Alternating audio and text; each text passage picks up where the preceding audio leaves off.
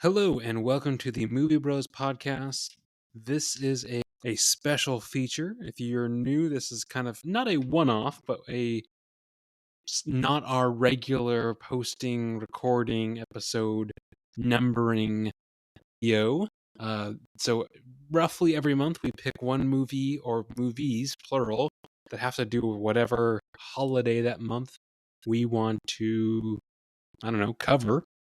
So we've done things like Halloween, we've done New Year's, we've done Valentine's Day, and today we're talking about April, which is Easter. Is kind of the I would say the major holiday. I mean, there are other religious holidays, but that is the big one, yeah. And when you think of Easter, you think of eggs, and when you think of eggs, you think of rabbits for whatever reason. The Easter Bunny, that kind of thing, I guess. Yeah, I mean, I can't quite explain how culturally we got to rabbits laying eggs full of chocolate, Yeah, but I that's don't what we're I don't want at. to read too much into it, but that's where we're at. Yeah.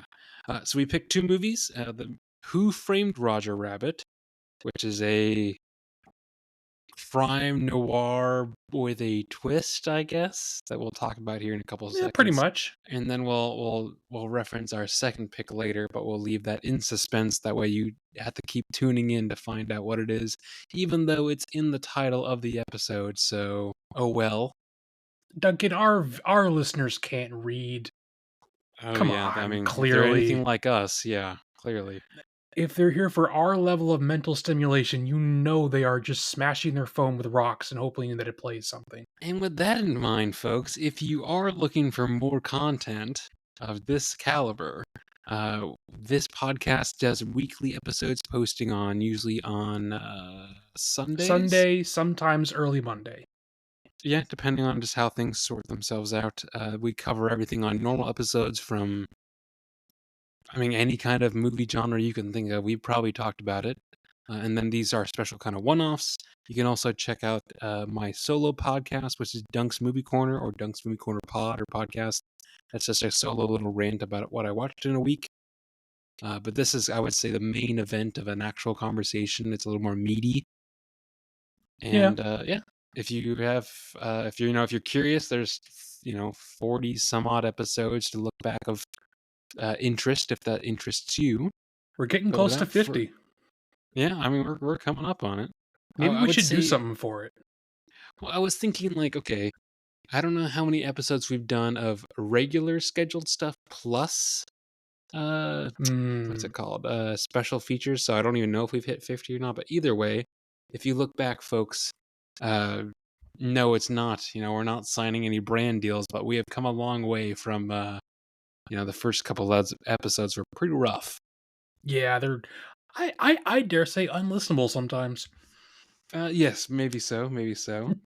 But obviously you've listened this far, so Hayden, what are some fast film facts about Who Framed Roger Rabbit? Well, our fast film facts today is that this is going to be released in 1988. It is largely considered to be one of the jumpstarts for the quote unquote Disney Renaissance. When we think about things like Little Mermaid or Beauty and the Beast, a lot of the renewed interest in Disney as a company came from this movie being so successful. This is directed by Robert Zemeckis, who has been around forever, but obviously most well known for things like all three Back to the Futures, Forrest um, Gump. Forrest Gump, lots of things. This is written by Jeffrey Price and Peter Sayaman. Music here is by Alan Silvestri, who is a long-standing name, done countless projects. Works with Robert Zemeckis quite a bit, actually. Cinematography here is by Dean Cundy. Stars Bob Hoskins, Christopher Lloyd, Charles Fleischer, Kathleen Turner, and Alan Tilverman. And my trivia this week is that this won 3 Academy Awards, but it came out at a time before Best Animated Feature was a category. Hmm. So this won 2 Technical Sound Awards and then Best Visual Effects, because that's kind of the only thing that existed Yeah, at the I time. mean, it makes sense. Yep. Yeah, the whole blending. I can't. I Oh, feel like it's this just is kind of the beautiful. first thing of just real life and animation together. Well, it had been done before in like shorts, but never with this amount of like high consistent quality the whole time. For sure, the scale of it too. I mean, hey, it's a full Oh movie. yeah, Like, like nearly 2 hours. Yeah. yeah. Okay. Well, that's kind of what we were watching, at least the like factual side. Hey, Well, should we bury the ratings towards the end? let's bury him. I mean, just right off the bat, I love that this starts with an in-universe cartoon, and that It is fun. It is definitely fun yes, for that. and then so this is owned by Disney, and you can stream it on Disney Plus. But what you can also find when you do that in the suggested, little tab thing that it gives you, Hmm. they made 4 or 5 other standalone cartoons with the same animators and same directors and things, and they're also just as fun. I do remember watching those at some point, like as a Like, family, they like go the to the other national things. Yeah. parks, Hmm. and, I definitely they remember go to the these. doctors, I think. Yeah. So those are fun. I mean, I'd kind of forgotten a lot of. I mean, granted, it's been, yeah, I don't know, at least a decade since I've maybe seen this. I'd forgotten this is basically just L.A. Confidential kind of vibes, It is very, I but mean, yeah. I mean, like super bright, super colorful. Uh, it's just a weird kind of mashup of yeah, tune and real life, which I mean, super cool concept story. I mean, the story's kind of okay. The whole like building a freeway, holy shit! Well, But I don't know, that's fun. when you think of this, okay, you're like, is this a comedy? Is this a public transit crime thriller? Like, what the fuck am I watching? I mean, it's definitely a comedic murder mystery, I think. It's weird because in my brain, like thinking back of it, I was like, oh, this is a comedy. But like watching it back, I don't see as many comedic bits that I would actually have laughed at. I don't know. I mean, there are a handful, but I think you're right in that what most people end up remembering, and I think definitely I do as well, is that this is kind of a dark-ish movie, and Yes. like, I mean, granted, PG-13 didn't exist as a rating yet in '88. It would have to wait until Gremlins comes out, and then they create the PG-13 rating for that movie. This Hmm. definitely would have garnered that, though, I think. Yes. Like, Well, we have multiple characters, like, smoking and swearing, people get shot, they literally melt tunes to death. It's kinda grim. hmm well, I think you and I have referenced this to each other, but like the whole Christopher Lloyd character, dude, fucking terrifying. I mean, genuinely still when I watch this back now, it's still really fucking creepy. Yeah, I can imagine watching this as a child. Like, dude, super creepy. Oh, yeah, oh, yeah. I'm a big animation fan, and I just this movie is just a visual feast the entire way through. The 2D animation here is just high up there with just so much good quality the whole way through. Like, there's never, like, a dip in anything, and I looked it up. This is animated by, like, a team of people, obviously, but Sure. oversaw by a kind of a, like a legend of that profession named, Richard Williams, he was super well known at Disney and all these places, and so I think he's largely the reason that it is as nice looking as it is. Well, I mean, looking at all the animation, it made me think. I was like, man, I get that this is a Disney property, but the amount of licensing they need for all, I mean, all the characters that are in this, Oh, yeah. crazy amounts. Well, I mean, and that's another thing that I ended up reading is that a lot of the production money, not I mean, granted, yes, they put a lot into the actual movie that we're watching, but a lot of it was just to pay licensing fees to have any given character on screen.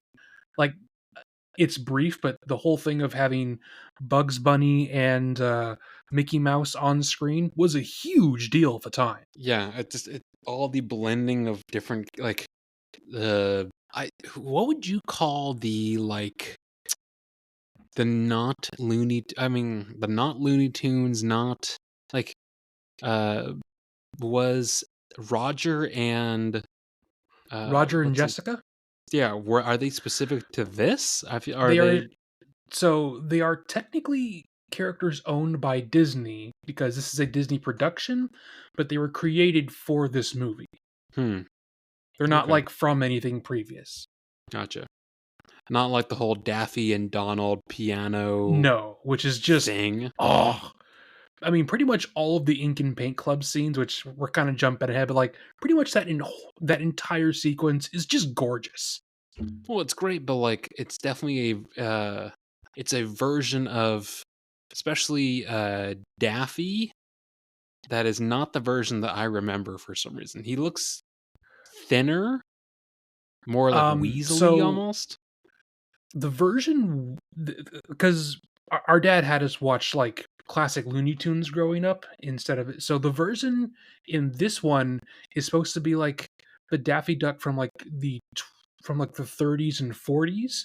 The ones that we're familiar with are from the later 60s. And so he went through subtle design changes. He got got a little bit fatter as the years went on. Hmm. And so the version in the Ink and Paint Club is supposed to be reflective of the earlier design Hmm. because it's supposed to take Interesting. place like directly after World War II. Gotcha. I know this is from a different era, and like even within it being from the late '80s, the like sort of cartoony kid, but also like '50s, '60s noir vibes. The whole like getting shots of her playing patty cake. I guess Right? I'd kind of forgotten how kind of dumb this was Well, as a noir. I don't know. I mean, I you can't really go full LA Confidential and make it like fully like racy and have her actually having sex with him. But that's definitely what it was supposed to imply. Well, Like sure, yes. they even have like fake moaning sounds while he's taking the picture. I kind of wish I had seen more things with Bob Hoskins in it because he's the kind of actor I don't think you see a whole lot of these days. Because I think if you made this now, I mean, not that he's ugly, but he would be replaced with like a Chris Pratt or something like that. There's just not a whole lot of middle-aged looking normal guy actors anymore. I guess True. Not really. I mean, I think that era's come kind and of, passed. but he is a lot of fun in this. I mean, he does a great job acting with cardboard cutouts in a lot of in pretty much any case because it's easy to forget like once you kind of accept the movie's premise it is easy to forget that Roger's not actually there and that Mhm. Hoskins is essentially yelling at the air and having like conversations about his dead brother with nothing. True. That is very true. I mean, well, not jumping ahead, but like we'll talk about it in a second, but the other movie and this one, not only do they feature rabbits, but both of them have a scene where there's a cutout rabbit like silhouette in either Yes, glass. Like I what a ridiculous thing. I thought that was kind of a fun little like I think it similarity. definitely makes more sense in this one because it's supposed to be cartoony. Sure. I mean, the other one is still cartoony, just a different Yep, kind of cartoony. I suppose. I didn't notice much music in this. Did you? A lot of it is incidental just because most of the dialogue is with cartoons and so it's loud. Mm-hmm. I mean, there is some like somber jazz playing throughout, and that's kind of the music. And towards the end, there's more kind of like tense jazz sounding stuff, but it is definitely there, but it isn't like in your face. Yeah. Just there's a. I mean, obviously there are a few points where like very clearly, oh, like the music is part of the scene, but yeah, otherwise Yeah. it wasn't even like background music that like added to it. It just kind of was. I just never really noticed it. I don't know. I mean, I've seen this a number of times, so I guess I do notice it now. Sure. The like clearly on the nose. Oh, Judge Doom turns out to be the bad Well, guy. so yes, but also like not to spoil the end of the movie or whatever, but yes, he's a toon who doesn't like tunes for whatever reason. If you were a cartoon and you wanted to pass yourself off as human, you would name yourself something stupid on the nose because you're a cartoon. It would be in your nature. I'm accepting of that simply because it sort of fits into the world. If I don't think of it that way, that's stupid. I suppose. I don't know. Just, I again, I had forgotten a lot of this movie, and when like the lieutenant or whatever, the not main guy, was like, "Oh, hold on, let Judge Doom come check out this tune." I was like, "Dude, what? Come on, guys, this is ridiculous." I had forgotten, and it's such a small, dumb bit, but the whole when he puts away his normal gun and grabs his cartoon gun with the little Yep, sombrero dudes. Those are that's fun, and great. I don't. It's such a small part, but one of the sombrero guys' voices I recognized from something, and I could not place it. But He was a dog in the Robin Hood, Aristocats.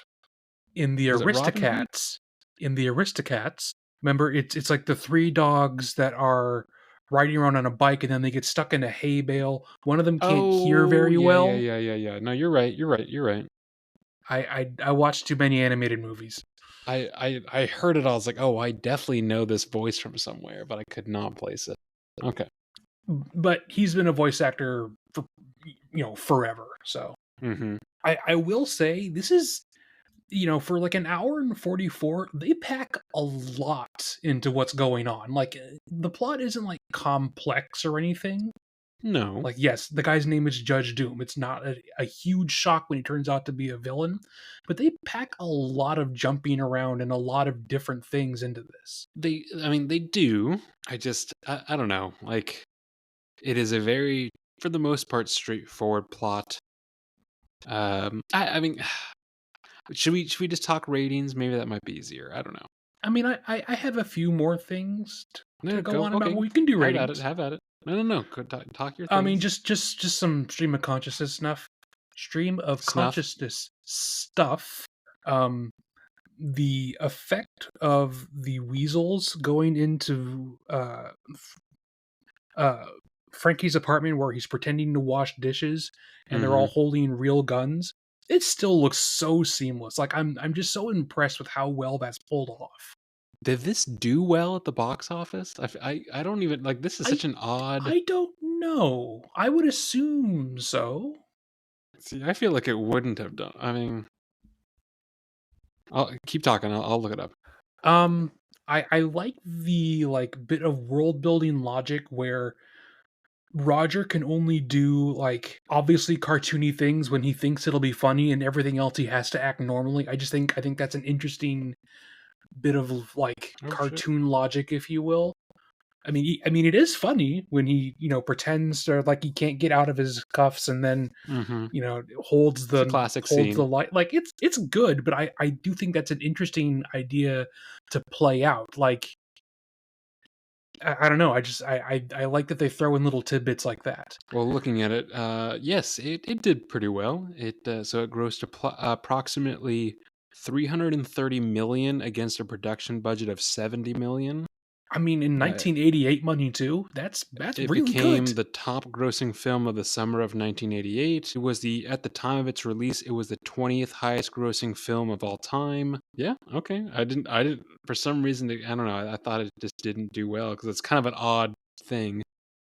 I would have assumed it was successful. I didn't know that it would be, it made 300 million on a budget under 100. Which again, I feel like that is the goal for movies now. I mean, not Oh as a yeah. side tangent, but like things are way too like every movie now it has too big of a budget.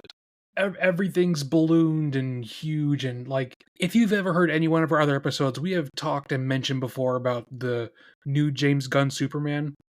It literally needs to make like $1 billion to break even. That's ridiculous. Anyway, Yeah, back to Who there's a lot of Framed. that. Um and then the last couple things I've written down here is that uh once you I mean, granted, you can already tell Doom is the villain even if you haven't seen this before, but like Hmm. once you know he's a tune and you're like rewatching it, it becomes even more obvious when you look at the makeup that they gave Christopher Lloyd. Cause like they gave him false teeth and he has a fake chin and they painted his face like super like plaster white. Like yes, it makes him look creepy, but also like it makes it look like he is wearing like a fake mask. It's a nice attention to detail there. Hmm. On Definitely. the other end of that, the frickin' ending bit where he gets rolled over by the Steamroller. steamroller and then reinflates himself with the canister of air. It's creepy every fucking time. It's cool, but it is super creepy. Yes. Like, it was creepy when I watched that as a kid. It is creepy when I watched it yesterday evening. Like, and maybe that's like a childhood thing that I just need to grow out of. But like, I don't know if that's ever gonna not be just unnerving as shit. And that's kind of all I have. Um, so why don't we go into ratings? I feel like they're gonna be similar, but they will probably be different. Well, what are you thinking? No. I usually go first. Why don't you go ahead? I would give this. I would probably give this a very strong 3.5, maybe 4. Really? Mm-hmm. Okay. Because technically, yes, I think it's very good technically, but I don't know. I'm not that invested in it story wise.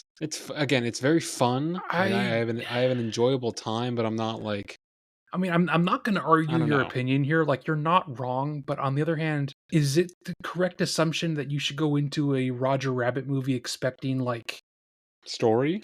Hitchcockian like twists and thrillers? Everyone's entitled to their opinion. I mean, that's fine. It's okay. So I'm saying 3.5, 4. What are you saying? Um, Mine's either a 4.5 or a 5, and I think Jesus. I come to that conclusion just because I'm such a fan of the way that the animation is done that I can perhaps overlook some of the simplicity in the story. So I feel like pretty consistently, either you're more generous or I am just way more fucking stringent with this stuff. Like almost every movie, I would even agree, but I don't know. I mean, that's just how we are as people. I guess okay. Well, I'm just hypercritical. It's fine. It's fine. I didn't want to say it that way. Um, Again, I'm a really big animation fan, so this is like kind of like the gold standard for this kind of a thing. So that's why I kind of rate it that highly. But I guess if I were to look at it intentionally, looking for things to find fault with, not saying you do that, but if I were to do that, then yeah, I would say it is a simplistic story that you can probably put together yourself in the first 45 minutes of the runtime. But, is that really what you're supposed to be getting out of it, I guess? I feel like you and I at some point need to like decide how we rate these.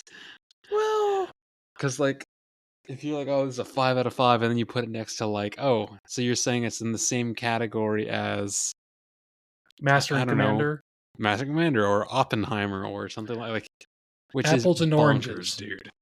The perfect apple is not the same thing as the perfect orange. I don't know. I feel like we should have more criteria on how we grade these. Like Nah. more standardization. What are we, the American education system? We know that doesn't work. I don't want to get into this with you right now, Hayden. That is the I'm closest we're ever going to come to a political joke here. we no. There's no we in that statement. Shall we Alrighty. pause for a quick intermission and then we'll hop to our next movie? Absolutely. We're going to play you guys some music and be back in just a second.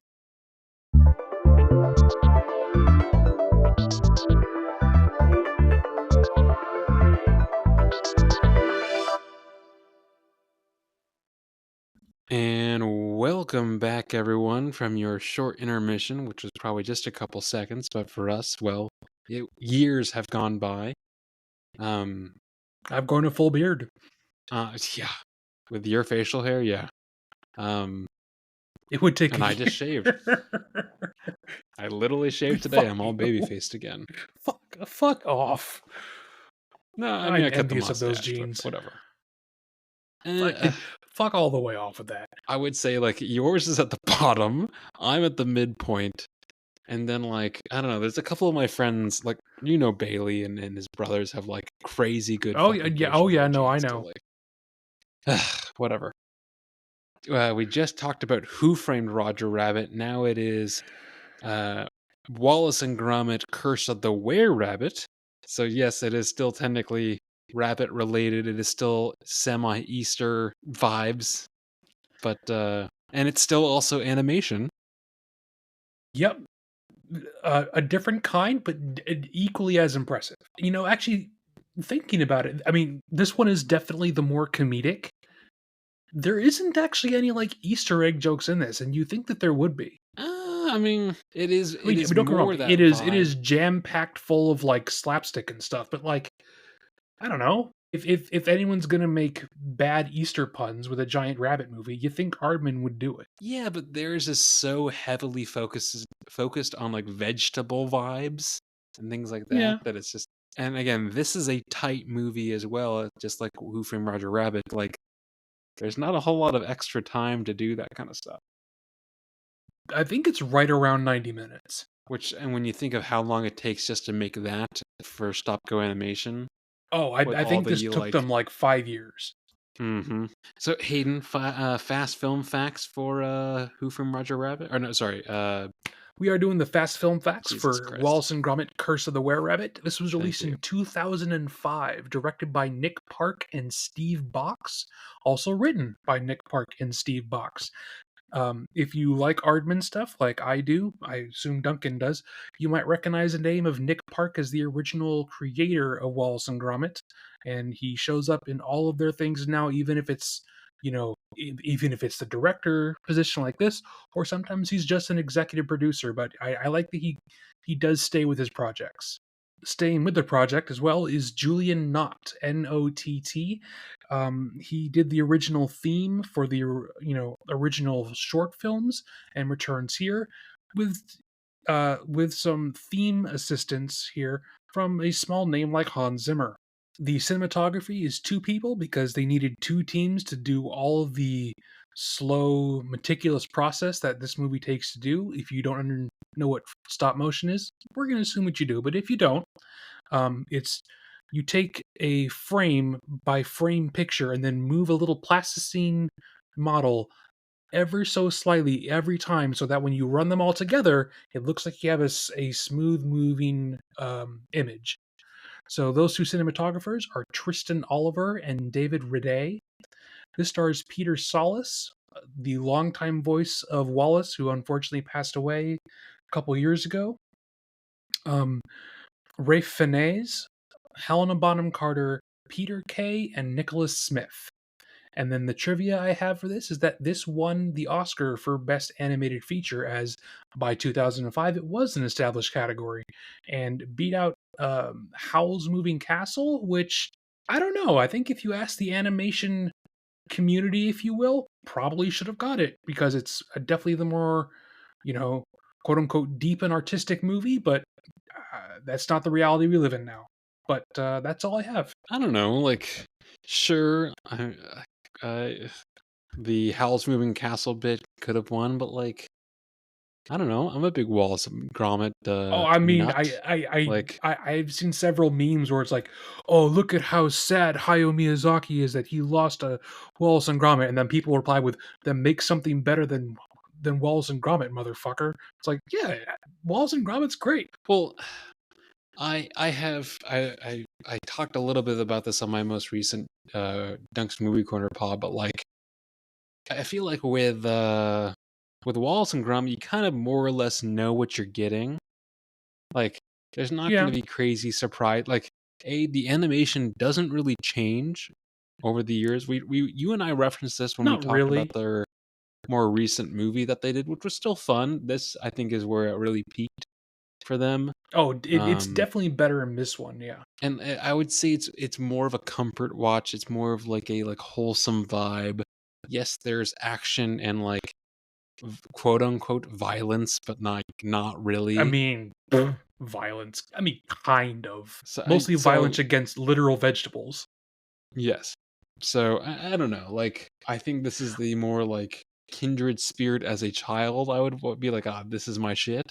But like, if Yeah, you look at it like Aardman as a property, Wallace and Gromit as a property, they're not really like taking steps for like they're doing cool stuff, but they're doing the same stuff. If that makes sense. they are definitely very comfortable in their own lane. They don't feel the need to, branch out and be super groundbreaking. They like the audience niche that they have. I will say though, like, what a commercial this is for like man's best friend. Like, Oh, the dog, yeah. basically every other short or movie or anything is always Wallace getting himself into trouble either with his own inventions or something else. And then Gromit just like always looking like he's like, I have to keep dealing with this shit, and he bails him out every time. I mean, yes, but as we just mentioned, that is the character dynamic that they know works. So there isn't really a need Sure, to change it. sure. I mean, even the two video games that they made that I think we both enjoyed playing, that's still what we're doing. I was as I watched this, literally was thinking about the video games as I watched because I was like, man, those were so like, man, what a what a snapshot from like childhood. But those were so fun, dude. Especially the Escape the Zoo one, dude. Oh, the Escape the Zoo one was definitely the best. I mean, but even the movie Even the Were tie-in one for Rabbit. this, it was fun, and you can still find it on the Xbox like download market. I think I have yet to look, but I think it's still there. From the opening like sequence of just the title cards, and they're going around the inside of their house with all the pictures of them. I so keep in mind they don't really have that many actual friends. It's just him and the dog hanging out all the time, but like they have so many pictures of them in their own house. I don't know. Well, I feel like I would not have that many pictures of like me and my dog in my own house, like covered every single wall. I mean, to play And I have a devil's dog. advocate here, Duncan, you take a lot of Freddy pictures.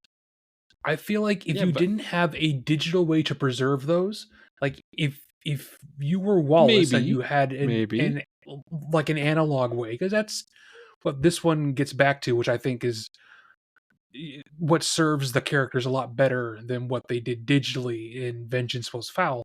But if you were hmm doing it analog, I can see you doing that. somewhat. I don't know. Like I mean, I look at granted, my I think you would definitely have left your house more, but also I can true. Also true. absolutely see you covering your walls with you and Freddy pictures. Granted, like literally, like right above where maybe I'll take a picture, but like right above where I record this, like is a giant frame of Freddy staring Yeah, I at was gonna me. say, So didn't you like have him like a giant like commission of him in like Prince outfits? one of my so my roommates as a birthday gift gave me like a Freddy as a like Robespierre kind of vibe from like Yeah. French time. So yes. So yeah, maybe I'm just pot calling the kettle black, but whatever. No, but you are right. I mean, when you look at Wallace, like if I give any thought to Wallace as like, okay, if this was a real person, is he like scared of the outdoors? Does he hate people? Because even in the shorts, lots of the plot revolves around him inventing things so that he doesn't have to leave the house. So I briefly mentioned Vengeance Most Foul there, and I think that rewatching this one has really just driven home that this is the standard for Oh, Wallace for and sure. Gromit stuff. Like, Oh, for and sure. it 100%. and like 100%. and I couldn't stop like mentally comparing the two while watching this because like yes, this is what the inventions need to look like. They need to look like goofy and clunky and brass and Yes. all these things. They don't need to Homemade.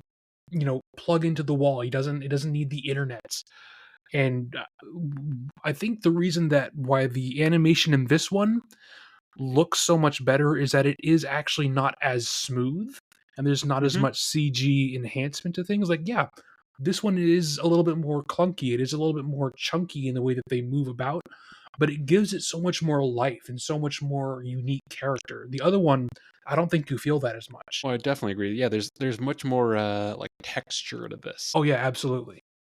I mean, and the other one doesn't have super cute rabbits with their little like wheeze. Oh, Oh, dude, the rabbits are so fucking cute. Holy the shit. rabbits are awesome. Yeah. Like when he puts the rabbit on his head and then it just when he thinks it's his hair. Fantastic bit. What a Oh great bit, yeah. dude. I mean, Also, no, go ahead. Sorry. well, just gonna say, like, speaking of great bits, that's kind of what fills out the whole movie. Is that like not that there's like not a plot, but so much of it is just okay. What visual and or like dialogue Mm-hmm. pun can we Mm-hmm. string together and also hand animate it? Like there are so many great visual gags in this. It's awesome. And I didn't realize that both Bellatrix Lestrange and Voldemort are together in this movie and love interests, and it barely sounds like I have that written down too. Ralph I Fiennes. mean, Ralph Fiennes. For the like most of it, I didn't even recognize it was him. I didn't realize it either until I was writing down the information. I'm like, what the fuck? That's Lord Voldemort? Dude's got incredible range if that's the case. I mean, granted, Mhm. Helena Bonham Carter still kind of sounds like herself, but She does, but that's okay. I mean, that's fine. But like, genuinely, if you told me this was voiced by a different guy, I would have believed you. When the I think it's the preacher is like seeing who's around in the church before he figures out it's the were-rabbit, and it's like a large burp, and he's like, "Mrs. Mulch?" Like, again, such little dumb Yep. Oh yeah. so good. It's like again with the priest when the Ralph finds his character goes to him late at night to try and okay, oh, how do I kill this guy? And he's like, all you need is in this book will answer all your questions, and it's mud wrestling nuns. And he's like, oh god, not that one. Like that's so good. But even, like, the subtle little things of, like, when they're in the church as, like, the town hall meeting, and Lady Toddington, like, leans underneath the halo, and he happens to be underneath, like, the pitchfork Oh yeah. just right, so it looks like horns. Classic little bits. Well, it's just like when Wallace is in like her like garden sanctuary thing on like her ceiling, right? The You know what? what I mean? Remember, What? like it's after Gromit has figured out that Wallace is in fact the rabbit monster, and she's up there on like her roof, and she has this like greenhouse glass dome Mhm. thing up there. Yeah. They literally superimpose like two giant melons in front of her chest while she leans forward and makes like Oh, half-lidded yes, eyes towards him. yes. It was like subtlety is an art, Ardman. Thanks a lot. It's like really. But along those lines, like, when they're sitting I think it's when they're sitting downstairs at Toddington Hall or whatever, if you like, Hmm. the characters are in the foreground, but if you look at just all the tiny when you because again, you gotta remember this is a miniature, tiny, ornate, just like, the just the background of everything, all the, like, the houses and the Oh walls yeah. and the cars and the cobblestone and, like, their little car that they drive, that Wallace and Gromit drive, Oh, it's great. super fucking cool, all the way to, like, oh, and then they go to like, almost like a fair circus ground, and, like, That's what I was gonna mention. Like the dog fighting planes, a great bit. so good. Well, it's just Like, like it's pausing like mid it's like I was about to say that. Yeah, where they run out of like operating coins, so they both pause and they go back and forth with the shovel. Oh, do I have money? Oh, do you have money? And then they immediately go back to trying to choke each other. That's so funny.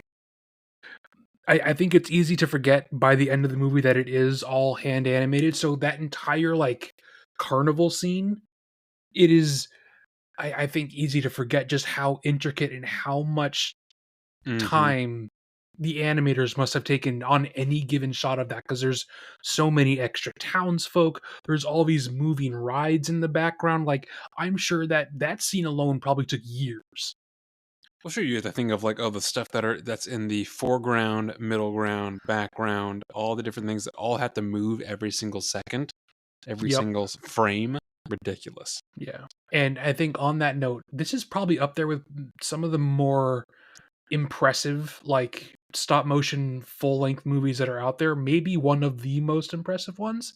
I think probably the only one that's better is maybe Coraline or the original Nightmare Before Christmas, just because those are so complex and smooth looking. But I think this one's kind of going for a different style. You can feel the hands-on involvement a bit more. I think we have different opinions on Coraline, among others, but Do you are you not a fan? I've never been a fan.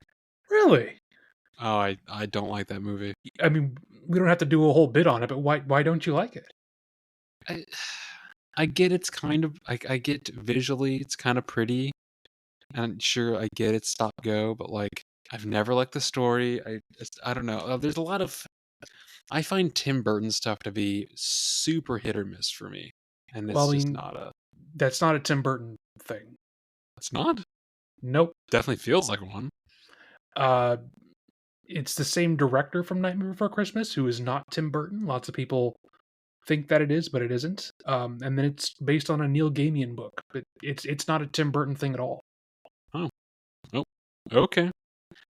I Well, mean, that's also fine. I mean, the other you don't mother have to always like beat it. the It's just fuck I out of thought me. it was So, kind of a universal thing that pretty much everyone liked it. That's fine if you don't. and Nightmare Before Christmas, is it a Christmas movie? Is it a Halloween movie? It's a Christmas movie Uh, eh, eh.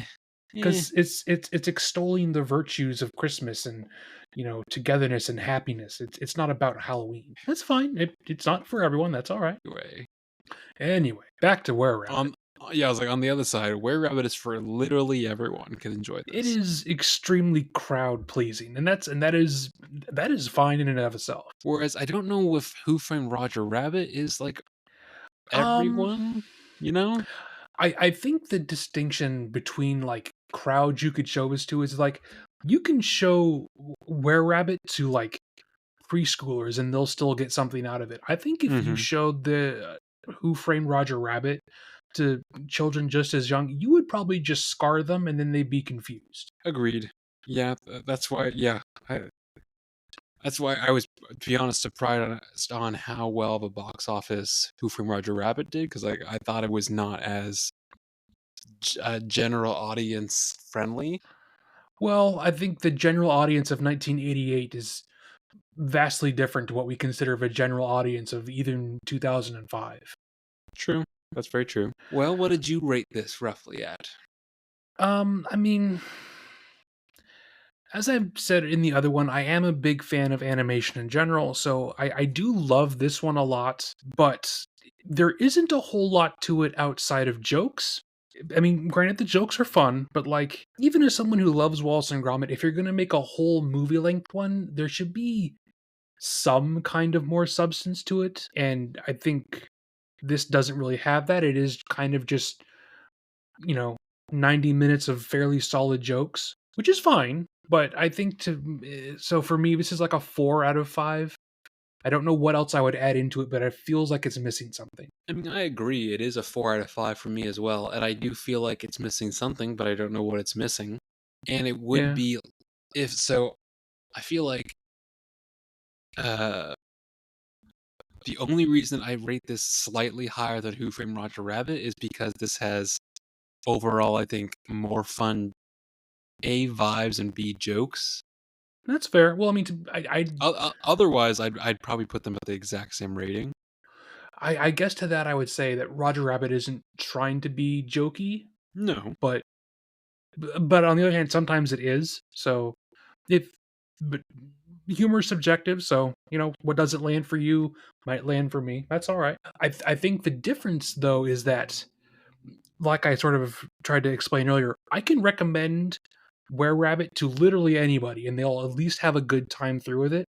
true. Who Framed Roger Rabbit? I think I would have to know what the person enjoyed because you kind of have to like noir movies or you have to like animation history to really get the full stuff out of it. Like I don't know if everyone would enjoy it. Also true.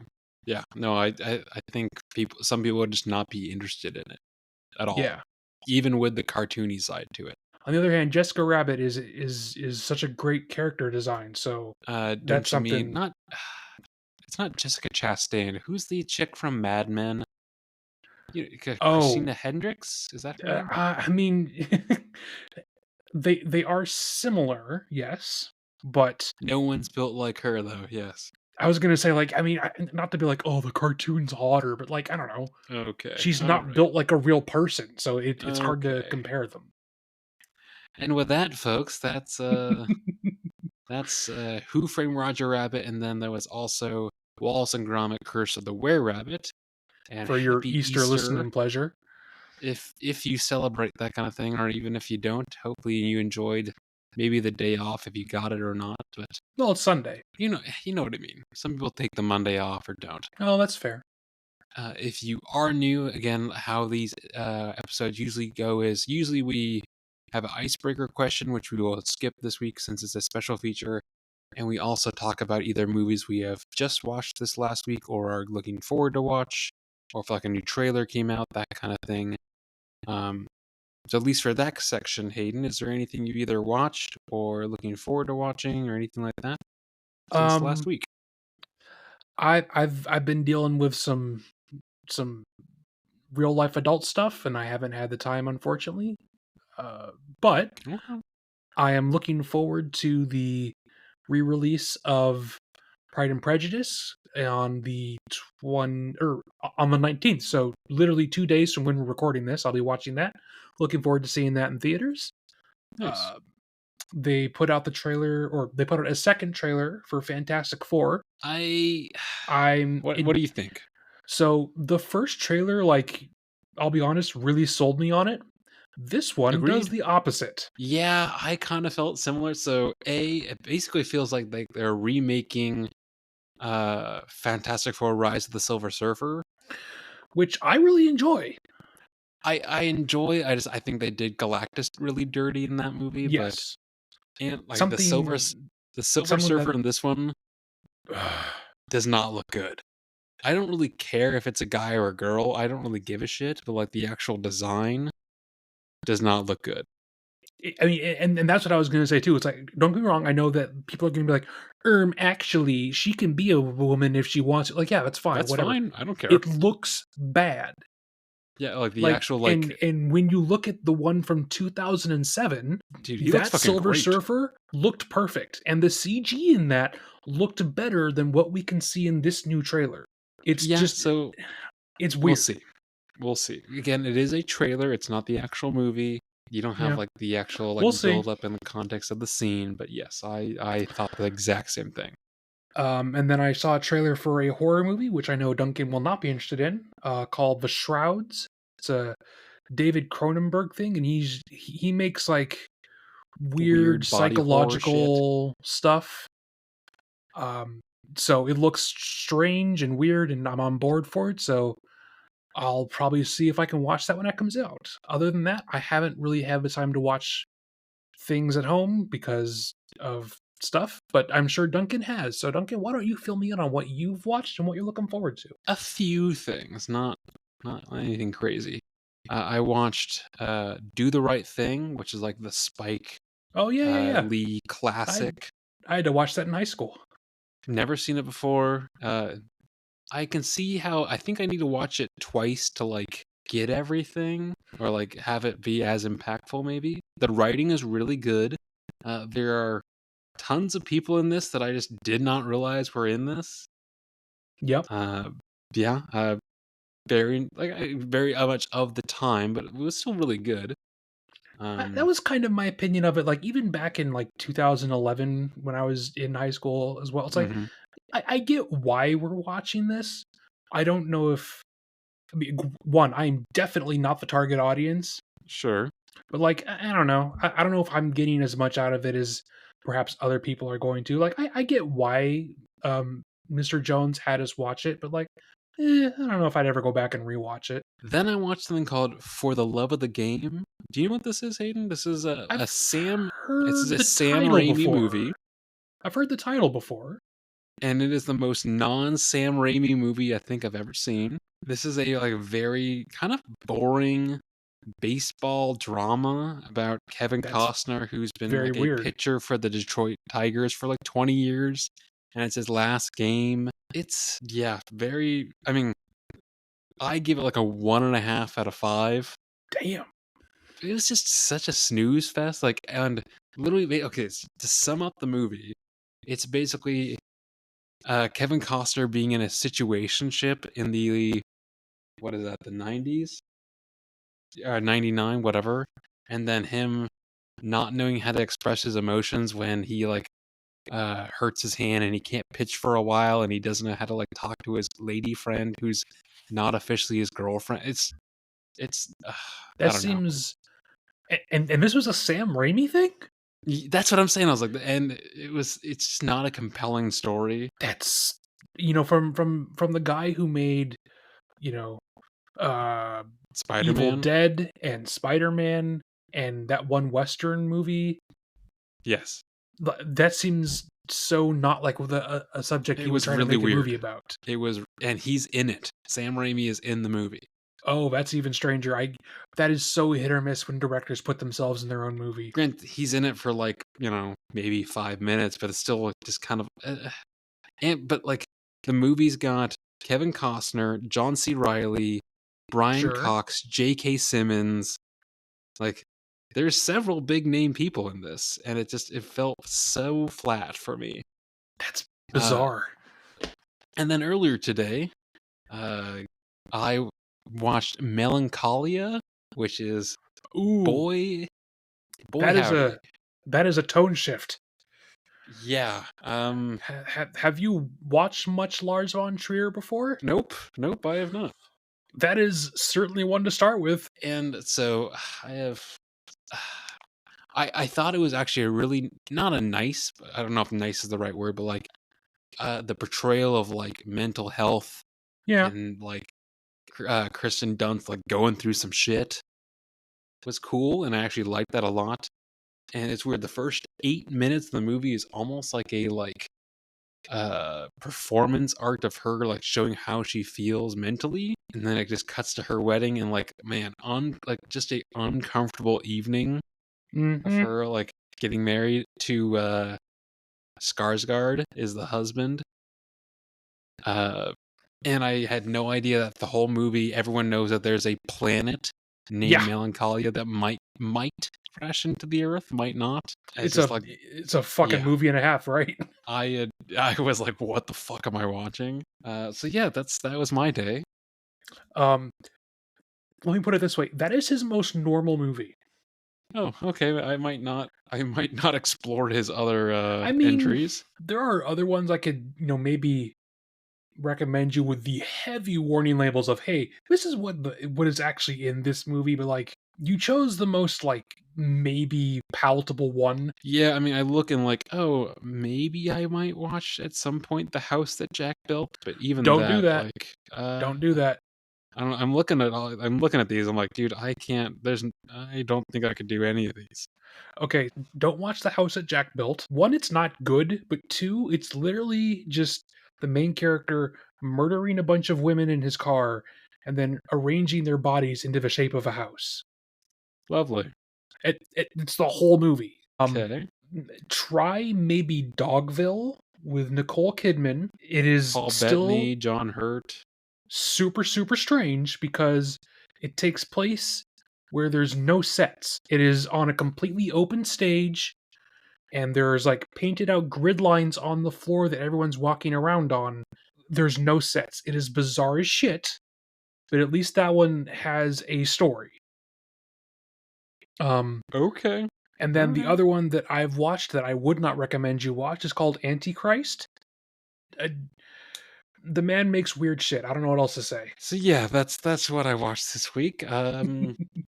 It's kind of been a weird one, but that's and I mean I'm still slowly working through the Rings of Power, but yeah, that's more or less what I've watched. Have they made Galadriel into a girl boss yet? I mean that's her whole bit. The first. I mean that's her whole thing is like strong warrior girl boss. But like I don't again like I've said this before, but if you're a new listener, which there's so many of you I know, but There might be. yeah, that's true. You never know, but they've got like 9 different stories going at the same fucking time. That's So craziness. you can't invest in like by the time you're invested in one, they're like, "Oops, psych, we're gonna go to this other one," and then not come back to this story for like I don't know, either not even in this episode. It's way too scattered. Like all the things, if you probably did any of them, just more. Like if you picked 3 and just did those, it would probably be really good. But yeah. Oh well. As we are nearing the end of this episode, folks, if you are curious on where to find us, if you're probably listening to this on Spotify, but just in case you're not, you can find it there. You can also find it on YouTube. And if I did it correctly, I hope this is also on Apple and Amazon podcasts, if that's how you listen to these. This podcast is also on Instagram at the movie_bros. I feel like we haven't said that for a couple episodes, but that's where it's at. I think we forgot last time, yeah.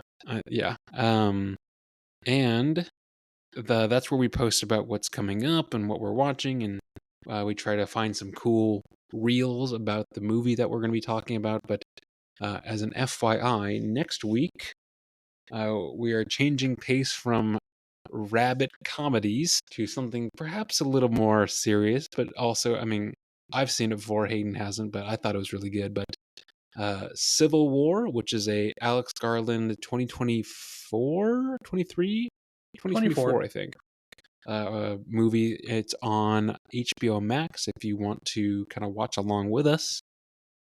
If you have comments on any of the rabbit related material that we've discussed today, obviously you know where to find us. If you can think of a rabbit movie which we should have done instead, let us know. Oh, yeah, that's a good one. I mean, I feel like the ones we picked were like the more. They I were mean, yes, you definitely could. the easy answers, yeah.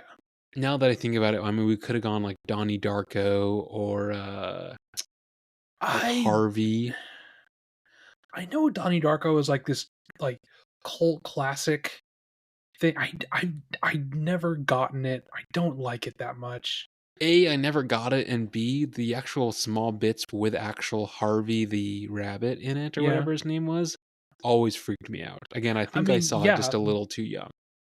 those bits are creepy, and that's why I'm like, the movie is just weird for weirdness sake. I don't know. I mean, I've never depending on who you gotten this ask, but this yes. huge cult following behind it. I don't get it. hmm Either way, but yes, if you want to give recommendations, give recommendations. Otherwise, this has been a special feature for the Movie Bros.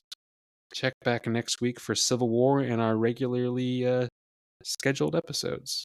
Hope everyone has a great Easter.